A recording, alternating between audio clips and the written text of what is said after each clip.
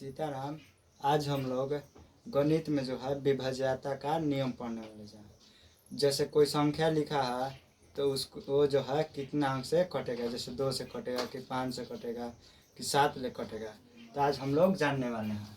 तो सबसे पहले जो है 2 से अंक जो कटता है जिसका अंत में जो है 0 हो या सम संख्या 2, 4, 6, 8, 10 हो, ये जो है 2 से कटता है। जैसे 140 लिखा है, अंत में जो 0 है तो 2 से कटेगा, 2 से 70 दूनी 140। या 156 है तो अंत में जो है सम संख्या है, ये भी 2 से कटेगा, 2 7 14, 2 8 16, 78 दूनी 156। और 3 से विभाजित होने के लिए संख्या जो है अंकों का योगफल यदि 3 से कट रहा है तो 3 से कटेगा। जैसे 1 3 4 8 6 10 5 15, अंकों का योगफल जो हुआ 15 हुआ, 15 जो है 3 से कटेगा, तो ये जो अंक है 13 65 3 से कटेगा। 40 95, अंकों का योगफल 4 और 9, 4 13 5 18, 18 भी 3 से कटता है, 3 से कटेगा। 5 2 7 8 15 3 18, ये भी 3 से कटेगा। और 1 5 6 3 9, ये भी 3 से कटेगा। आगे जो है तीसरा 4 से विभाजित होने के लिए संख्या जो है अंतिम के जो है 2 अंक 4 से कटेगा, तो वो जो है 4 से कटेगा।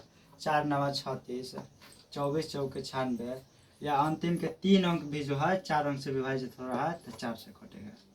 5 से कटने के लिए संख्या जो है अंतिम में जो है 0 या 5 होना चाहिए, 0 और 5 होना चाहिए, तो 0 है यह संख्या तो 5 से कटेगा। आगे जो है 455 है तो 5 9 45, 5 1 5, 91 5 से, ये जो है 5005 है तो 1001, 90 है 18 5 90, ये जो है 5 से कटेगा। 6 से जो कटेगा वह संख्या जो 2 से भी कटे और 3 से भी कटे। 24 है 2 से कटा देंगे 12 बार में, और 3 से कटा देंगे 3 3 8 24 8 बार में। 24 जो है 6 से भी कटेगा।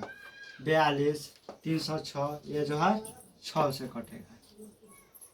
आगे जो है 42 है वह ऐसी संख्या जो 7 से कटता है, जिसका जो है दहाई में 3 से गुना करने पर और इकाई अंक जोड़ देने पर वो जो है संख्या जो आया, योगफल जो आया वो 7 से कटेगा तो 7 से विभाजित होगा। आगे जो है दहाई के 2 अंक छोड़ देने का है, और वे जो 2 अंक है उसमें जो है 2 से गुना करने का है, और फिर जो दोनों अंक छोड़े हैं उसको जोड़ देने पर यदि जो आया अंक 7 से कट रहा है तो ये जो संख्या 7 से कटेगा।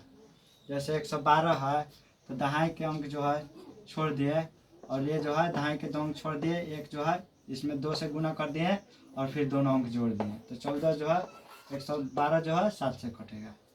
आगे जो है 8 से वह संख्या कटता है जिसके अंत में 3 को 0 हो, या अंतिम के 3 अंक जो है 8 से कटता हो, वो जो है 8 से विभाजित होगा। 9 से विभाजित होने के लिए जो है संख्या का योगफल जो 9 से कट गया 9 से कटेगा। 8 1 9, 9 1 9, 5 को 2 को 7 को 8 15 3 18, 9 से कटेगा तो ये भी संख्या 9 से कटेगा। 10 से विभाजित होने के लिए जो संख्या अंत में 0 होना चाहिए, वो जो है 10 से विभाजित होता है।